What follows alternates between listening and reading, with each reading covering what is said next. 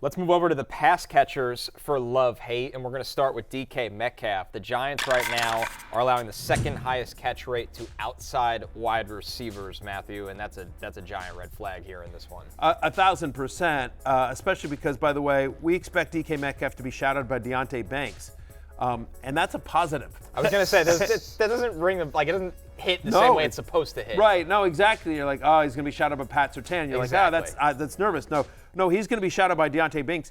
Deonte Banks has already allowed 4 touchdowns this season. We're in week 5. Just a one game as well. Wide receivers that have faced, just give you a quick list of wide receiver ones that have faced the New York Football Giants this season. Justin Jefferson, Terry McLaurin, Amari Cooper, CeeDee Lamb. They are averaging 18.8 fantasy points per game. The wide receiver one that has faced New York so far this season. I have DK Metcalf already up at running back 7. Again, you've talked about this. Geno Smith's passing at a 70% rate. Like, they're throwing a ton, and obviously the JSN versus Tyler Lockett thing, we're still waiting to see how that played out. Jay and I going back and forth on Monday night. But DK Metcalf is clearly the alpha in this pass-first offense. Yep. Do you think DK Metcalf has another gear as a wide receiver? He's always been in that kind of second tier of guys, like elite, but not in the Jefferson, Tyreek type of range. Do you think in this offense he can go to another level? I really do, just because, number one, I don't think Geno's ever looked better, honestly. Yeah, I know 2 years ago he was great, but in Ryan Grubb's offense, we've talked about this a lot. All the things that made turned Michael Penix into a great prospect, top 10 pick, and played in the national title game, was because of Ryan Grubb's ability to open up an offense and push the ball down the field. Geno Smith has a great NFL arm, and he's doing that now. And who does that affect the most? It's not JSN or Lockett. It's DK Metcalf. So the production's going to skyrocket, or continue to. Jay, yesterday on Keep It Open or Close It Out, we talked a lot about Keenan Allen, and now he has to be a close at this point. DJ Moore makes the love list because, unlike Keenan Allen, DJ Moore's target share is a big positive right now. Yeah, and I get there's some level of just pessimism and negativity around DJ Moore and the Bears offense overall. DJ Moore hasn't topped 78 receiving yards in a game so far, but he is getting the targets. And I think that just the natural thing that is going to happen here, Connor, is that Caleb Williams is going to get more comfortable. He's going to get better, and that is extremely correlated with DJ Moore getting better at the same time. So I think this is the time now to really buy low on DJ Moore heading into a very favorable matchup against Carolina. Yes, to your point about that, the Panthers have allowed 5 different touchdowns to perimeter wide receivers. That's tied for most in the NFL. Wide receivers that see at least 6 targets against the Panthers are averaging 17.2 fantasy points per game. DJ Moore, to your point about target share, has at least 6 targets in every single game this year. Keep pounding, Jay. Keep pounding. Keep pounding. Keep pounding DJ Moore into your lineups. Yes. See what I did there? As he goes against the Carolina Panthers. That's right. Yep. Yes. And revenge game. Yeah. Oh, hashtag revenge game. That's right. Let's not forget. That's right. Where is Ron Rivera when you need him? Just stand on the sideline looking confused.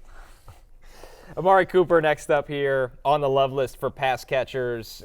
Listen, the Commanders have been an awesome story in the NFL, but they really have been. The secondary still has its holes, Matthew, especially against number 1 wide receivers, which Amari Cooper is. Every wide receiver one to face Washington this season has scored at least 1 touchdown. Even in a game last week where they played really well, Marvin Harrison Jr. gets into the end zone. Mike Evans, Jamar Chase, Malik Neighbors among the other wide receivers that have gotten hit pay dirt against my beloved Commanders. Since he's returned from injury, what I was going to say about Amari Cooper is that 4 of the 5 wide receivers that have seen at least 7 targets against Washington this year has scored at least 16 fantasy points. This year he's got a 26% target share as well. Given the high-flying Commanders offense, it's crazy to say, but given the high-flying Commanders offense, it's likely Cleveland's going to have to throw Amari Cooper just getting massive target share, his talent. It's not a secondary that you still feel great about despite last week's win against Arizona. So, yeah, I have Amari Cooper as a top 20 play this week. Yep. Just quickly while we're talking about the Browns, Nick Chubb is 25-1 to win comeback player of the year on DraftKings. The moment he gets on the field and scores a touchdown, that's plus 500 immediately. So go and get that. And he's a guy that has come back from crazy injury in his life. Would not be shocking. It's an incredible story. Yeah. And he's a Cleveland Brown, and that, you sort of give it to the Brown of the, remember. It's basically the Brown of the Year. It's award. Brown of the Year award. Because I don't know if you remember, but last year Joe Flacco won comeback. Yeah. Oh, just a handful of games. Handful of games. Yeah. Handful of games. Unbelievable.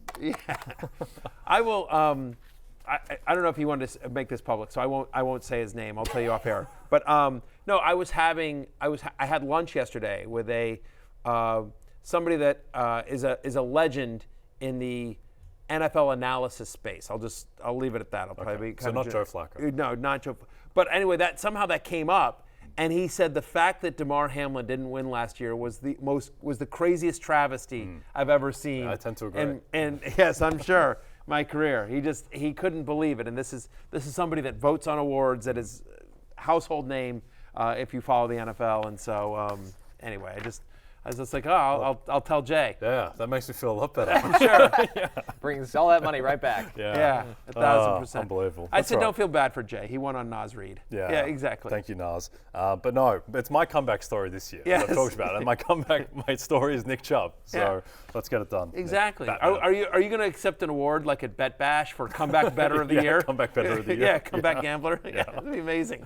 Just like they show up your bank account and then they show this year and just like look at the run he made. Yeah. Oh dear. Real rags to riches story. Exactly. Jake Ferguson, our tight end on the love list here, a 23.7% target share in the 2 games since he's returned from knee injury. Jay, we've talked about just how narrow this passing offense can be. CeeDee Lamb, and then Jake Ferguson. Yeah, it's not quite the same. It reminds me a little bit of the Eagles last year, where it's just Devontae Smith, A.J. Brown, Dallas Goedert. And those are the only 3 guys. In this, it's even less. It's just CeeDee Lamb or Jake Ferguson. Jake Ferguson has 18 targets the past 2 weeks. The Cowboys, 2.5-point dogs against the Steelers. I think they're going to be behind in this game. They don't have any defensive players left.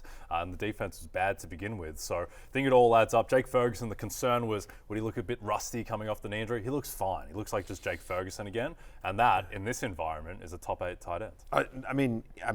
I was a top 5 tight end. I'm a tight end 4. To your point, in a, what's the old phrase, right? In the land of the blind, the one-eyed man is king. Like, Jake Ferguson is an elite fantasy tight end, given how desolate the position has been so far this year. It's actually not a terrible matchup. As good as the Steelers' defense has been, they're one of 5 teams to allow multiple touchdowns to opposing tight ends so far this year. And you mentioned the narrow target tree here. Brandon Cooks has already been ruled out of this game. Brandon Cooks not going to play. So now you're looking at, like, Jalen Tolbert. Like, it's going to be the CeeDee Lamb and Jake Ferguson show on Sunday night right here on NBC. I'm a company man. Cowboys, Steelers, let's go. Some other pass catchers receiving votes: T. Higgins, Brian Thomas Jr., who looks like the true number 1 of that Jacksonville offense during his rookie year. Dontavian Wicks, target monster last week for Jordan Love. Josh Downs returned and had a great week 4.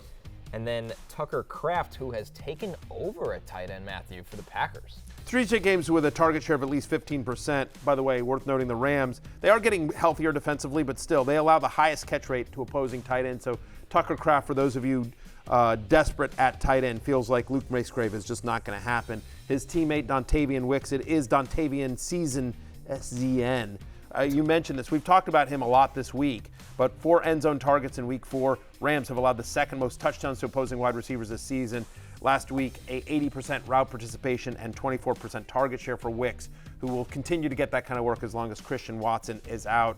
T. Higgins very quietly leads the Bengals, not Jamar Chase. T. Higgins, in the 2 games since Higgins has been back, has almost a 24% target share and leads the Bengals in that category. Worth noting that the Ravens allow the most yards and 2nd most catches on deep passes. He's my wide receiver, 23. And you mentioned BTJ.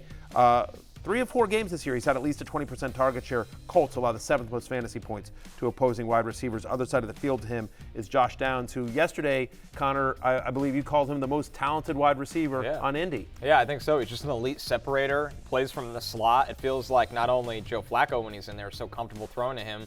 People forget, last year, the very small sample size we saw of Anthony Richardson, he was the most comfortable throwing to Josh Downs. So, listen, I know people drafted Michael Pittman way further ahead. I think there's a world where Josh Downs has the best game, like per week production in that receiving corps.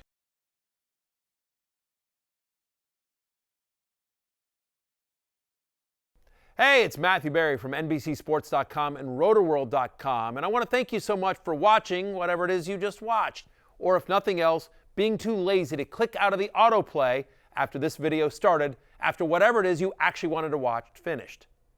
But now that you're here, I'd like to take a moment here to ask you respectfully now, okay? I'm asking you respectfully to subscribe to the NFL on NBC YouTube channel. You'll get the latest Roto-World fantasy news headlines, all sorts of great shows, including my own Fantasy Football Happy Hour. So go subscribe now. Again, I'm asking respectfully.